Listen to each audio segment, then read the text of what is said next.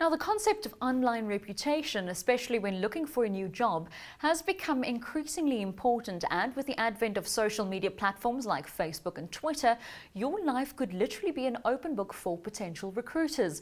Is this necessarily a negative though, or is social media a suitable job tool?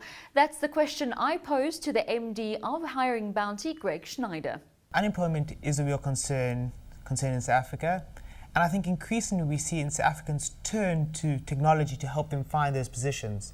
So whether it's the case of using social media, whether it's the case of profiling yourself better online so that when a prospective job employer Googles you or does a bit of an online search of your profile, they get the best possible picture of yourself. And I think in the market where we all compete in, little things like being outspoken in the social media space in a good way can position yourself as a strong candidate for a potential job. Now, is the opposite obviously is true as well, because we've seen with the proliferation of things like Facebook, Twitter, LinkedIn, people are literally living their lives online, their business habits, their social habits, even their political habits. How do you make sure that the picture of you on the internet, as you said, is the best possible one? And how often are recruitment agencies using online profiles to see whether a potential recruit fits the job spec? Yeah, so I mean, when we look globally, everybody's very cognizant of the fact that what they do in the online space could potentially affect their current job or future employment prospects. In South Africa, we've seen that to be less of the case. We did some research in a survey recently and found that really only 13% of people were updating their privacy settings. A bit of a worrying trend, because a lot of people go out on the weekend, will have a good time, will make that public in their social media space. And if you haven't restricted the access correctly, very quickly, employer or prospective employer can get online, can see that, and if it's not to their taste, it could really affect your chance of getting that position. Now, Greg, you guys do work in the online space. Hiring Bounty is an online recruitment platform, but you've got a very interesting story. You work with a referral system. Can you contextualize this for us? The idea behind Hiring Bounty is to reward people for getting their friends jobs. So we pay our community cash if they refer a friend and that person gets hired. And really, the idea behind crowdsourcing or formalizing referral recruitment came from this movement in the job market away from traditional jobs and into more niche jobs that increasingly people who don't work in the industry battle to understand. So I'm going to use the example of a social media manager. Unless I work in the online space and know what a social media manager does day to day, it's very tricky for me to pinpoint what are the exact skill sets required.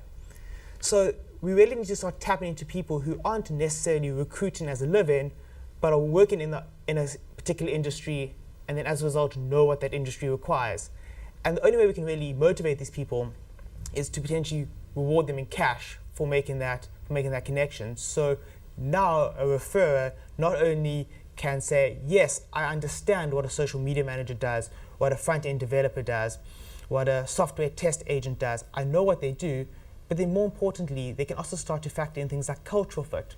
So is the candidate really well suited for a job in broadcast? Are they really well suited for a job in a sports business, or would they prefer to be at a retailer like Woolies?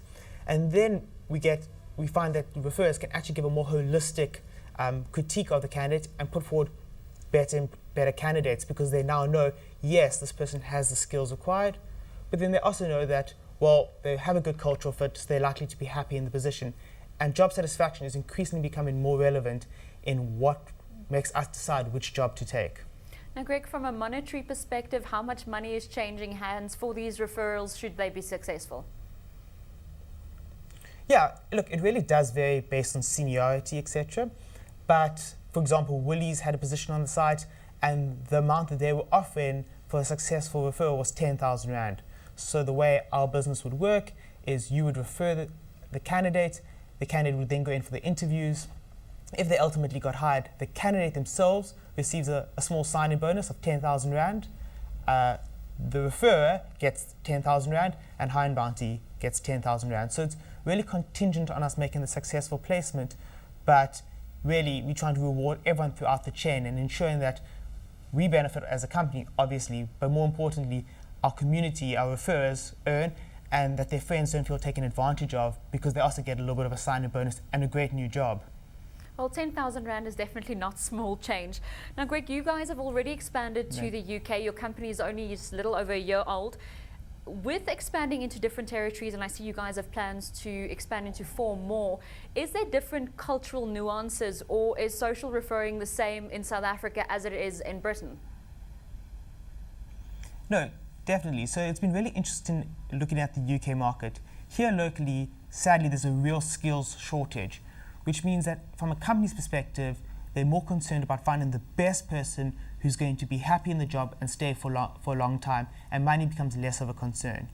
In the UK, obviously, the skills levels are much higher, the competition for jobs is that much greater, so there it's really around the cost I'm involved with finding a candidate. But again, here locally, people are, I suppose referrals may have been given a bit of a bad name. Lots of people allude to things like nepotism. So while people are excited about referring their friends, they're worried from a privacy standpoint what that's going to do for their own personal brand and their own personal reputation.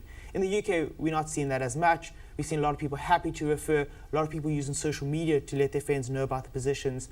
And from a site's perspective, we've needed to cater for both, make it really easy in the UK to refer on social media and publicise the position, and here locally to acknowledge that people are a little bit more concerned about the privacy standpoint and saying, okay guys, here's some private options to let your friends know about the position. Now, Greg, we've unfortunately run out of time, but just one last quick question.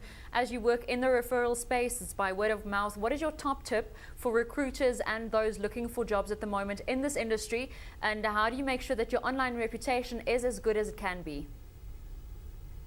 Great. I think it's really important to have a strong personal brand, a good network.